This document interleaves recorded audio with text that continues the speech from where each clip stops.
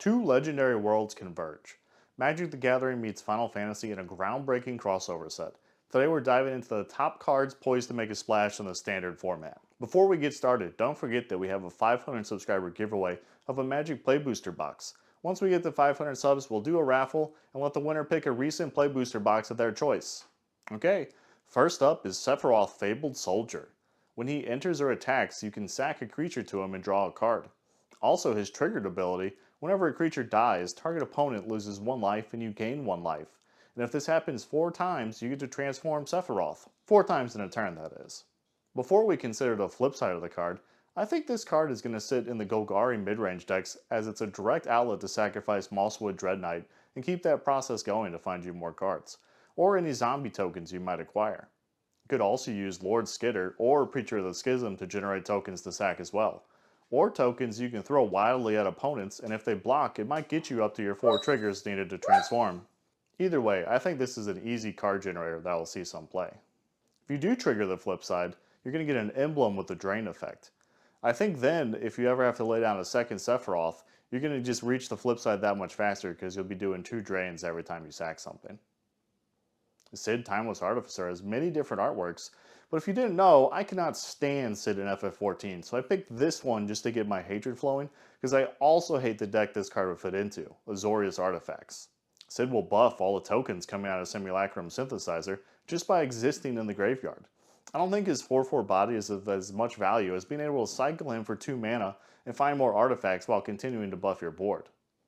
Lightning Army of One seems like it's going to be a juggernaut. A 3-drop Boros with First Strike, Trample, and Lifelink, as well as her Stagger ability, which makes her a damage doubler for all your other creatures and spells if she connects with a player. There's so many ways to give her haste as well. Maybe not on turn 3 for some gigantic turns, but if she sticks and isn't removed on your opponent's next turn, you've got a pretty good chance at winning the game. Vivi might be a broken card coming for a broken deck.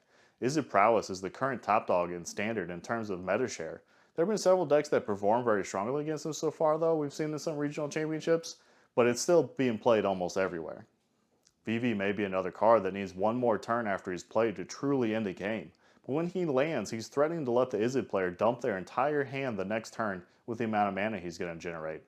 He also avoids temporary lockdown, so he should stay on the board against that early board wipe. We'll see soon enough if Izzet employs Vivi to synergize and deal damage while it's casting its search spells, or Vivi pinging for 1 when you cast Monstrous Rage, or maybe you target Vivi with Monstrous Rage and all of a sudden he can use his mana ability to generate 4 mana and just keep the chain going. He's undoubtedly going to be a powerful card in the format. Aerith Gainsborough is going to be able to slot into Orzhov Bats and make another big body from counters that lets you use those counters even after she dies. And it's another card that's big enough to dodge temporary lockdown and the low white exile spells as well. You're not going to get to pump this one away for 1 mana when it attacks. It might be worth bringing Amalia back into this deck as well to benefit from even more life gain. Cloud Planet's Champion is here because I'm a little suspicious about this card. A 5-drop Boros creature that synergizes with equipment and gets a beefy double strike and indestructible if he's equipped. I'm not sure where this card goes or if a new equipment archetype has to rise up around him. I think he costs too much to fit into Boros aggro. He probably doesn't fit into Boros energy and Pioneer either. I'd be very surprised if the lead character from FF7 doesn't have a meta playable card, so we'll have to see where Cloud ends up. Sephiroth Planet's Heir is in the same boat for me. A Dimir 6-drop with Vigilance and a one-sided board wipe against aggro when he enters, he seems like he could be workable. But how many decks can afford to wait that long to use him? And how does he usurp any of the current Dimir threats? He would be the most expensive card in Dimir midrange, unless someone is playing games where Phyrexian Fleshgorger actually gets cast for 7.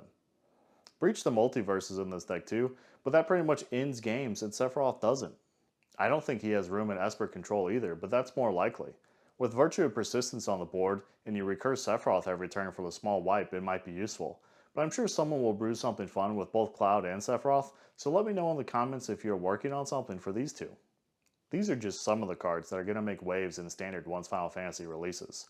We might have to do another list soon that is just spells rather than creatures. Let me know in the comments what kind of list you'd like to see next. Thanks for watching everyone, and take care.